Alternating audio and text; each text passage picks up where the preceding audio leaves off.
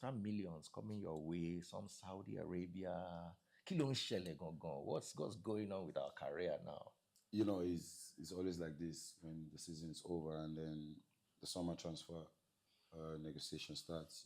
You have a lot of these clubs wanting your service. But I think right now I'm focusing on my holiday to enjoy myself so good. I can tell. You are everywhere at every party. I'm like, hey, they don't release Victor. To enjoy myself. And then while I'm enjoying, I'm also reminiscing about the previous season that I had with Gala. And then watching some clips of my goals, the mistakes that I made, the things that I did good. And I think this has really helped me to improve, not just as a player, also as a man. And then hopefully very soon this show will come from me. What do you have to say to the people who look up to you? I mean, first of all, they should put God first in whatever they do. And secondly, I will just say what works for me. And I hope to work for them also. Because me, I never attribute anything to talent. But the way I work so hard, there are few people in this world of football that will outwork me. It's not anyone. They can call it bragging, but I'm so sure of myself. That's why for every setback that I had in life, that people wrote me off, the way I bounce back is brutal. That's why to be honest, I'm so proud of myself. And if you have talent and you work so hard, that's why Ronaldo is a lot of inspiration to so many of us. I grew up in one of the largest dump sites in Nigeria, or should I say in Africa. A dump site? Yes, like this is the dump site and this is the hood. So the boots, the clothes, me and my friends would get it there. From the dump site? Yeah, from the dump site. Sometimes school bags. Yeah, like a lot of things. This expired product, they dump it there. And most of the time, as young lads, we used to go there to take these things. We don't know. We don't have no knowledge about these things. Expired things like milk. Yeah, milk, Milo, these things. And then we used to go there to take a lot of this. You, baby freeze. I hope you can hear and understand that you are privileged. If he could make it, you have no excuse. Expired milk. Yeah, so we used to take it, and most of the time we lack water in the community because of the dump sites. The waters there are contaminated and everything like that. So it was like living in the slum is just like you just want to be nice. It was so damaged. It was so bad. So while growing up, even we had this problem about the dump site, and then we had problem also where we were living, because most of the time, or 99% of the time, the rest of the tenant, we have light, and our room doesn't have light. Emphasis on room. Were you staying in one room? There's one room with seven children. 7 children, daddy mom and dad. And then my mom passed away. Oh, may her soul rest in peace. She passed away, and then my dad was like, and she was like the one supporting her husband, on them to make it. Yeah, for me, this is how I challenge myself. There were a lot of times where I've cried in my quiet moments, where I've spoken to God, where I've asked God why, because I see the way some other kids in the hood are living. They are like, as at that time, the Dangote of the hood. And mine was so bad, because then I have to fetch water for the whole of, most of the time there's a building in front of my house.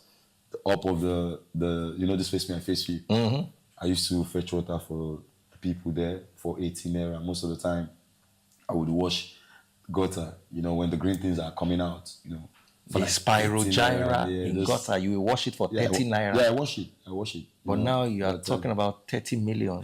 I have to, go out on the street to do all kind of job legally. What kind of jobs were you doing? I sold gala. I sold pure in water. traffic. Yeah, I did conductor. Also, no. Yeah, I also did agent for Baba Jebu.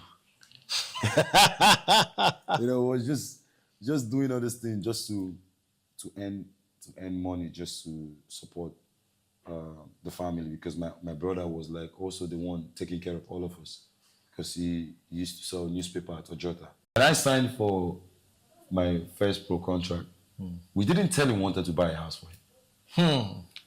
I spoke to my brother. I said, say your papa no will come up for that place. Like, you're deep into something. It's hard for people to like pull you. So he also never believed that I'm gonna become a pro. And he never watched me on TV. The friends only said to him like, your son they play ball. So the only time he watched me on TV is when we were playing the World Cup under 17 in Chile. My sisters had to take him to our neighbor that has a gym to watch me for the very first time in his life. Did you win that game? Yeah, we won. We took the final. Oh. So after that time, before we got the house for him, I spoke to my brother. I said, I think we tell him. He said no. He never won't come, because he never believed that he can become a landlord. And then my brother strategized everything. We got the house, furnished everything. Everything was good, and we said, come go see something. And then we were able to take you. Like from there to Magodo Estates, showed him, and he went on his knees. A grown man was crying and everything, because everything was set. His car, the house, everything was there. And for me, it's not about being so. I don't care.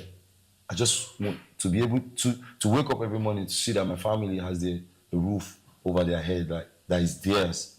Is a kind of blessing, to be honest. Yeah, I met him. So it's for me. How did that story go again, so that they can also hear it? So I used to say to my friends, I said, the day I'm going to play, maybe against or with Ronaldo or Messi or Neymar, these are like legends, people that I love so much. I'm taking a picture with them. I don't care. Even if we lose 10-0, I don't mind. So we had a game. It was at Juventus at that time. So I saw this guy. I was like, wow, starstruck. I was, oh my God, Ronaldo. Ha. I said, okay, we played the game. We won 1-0. It was going in. And I said to him, Chris, I would like to take a picture with you. He said, yeah, come to the dressing room. He lost the game. And he told me, yeah, come to the dressing room. I quickly ran to my dressing room. I took out my shirt. I didn't even take out my boot. I still had my boot. I ran to the dressing room. It was not up to like 5 minutes. He told me that. Guess where he was? Where? In the gym. After playing 90 minutes? It was done bare. I was in the dressing room, then Buffon saw me. And he came to me, he hugged me. Amazing person also, Buffon. And he said, what do I want? I said, yeah, I want to take a picture with Ronaldo.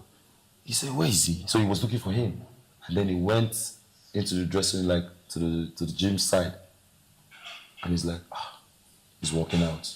So just come sit with me. So I sat down with Buffon, like we're just talking. It was almost 30 minutes. It was not out yet. I was waiting. But it was a home game for me. So I can stay 5 hours there. I don't mind. If I finish, I'm going straight to my house. I was waiting. 1 hour. After playing 90 minutes. I'm telling you the truth. 1 hour. He was still walking out. After he came, he was sweating. And then Buffon told him, he said, yeah, Victor, come. And he told me to come. I went. He went to sit on the massaging table. 2 physios. Look at this guy's lap. Look at the veins. Hey! I think he's 25 years old. As at that time, was massaging. I was standing like this. He said, yeah, come. So he told one of the physio to take a picture. I took the picture. He told me, "Is the picture enough?" I said, "I want to take more." So I took selfie with him. And I said, "Yeah, I'm good. He said, "Yeah, great game. Just keep on going." That was what he said to me. In English? Yeah, he spoke English. Like, Oh, wow. very good, fluently. And he said, just keep going. And I choked his hand.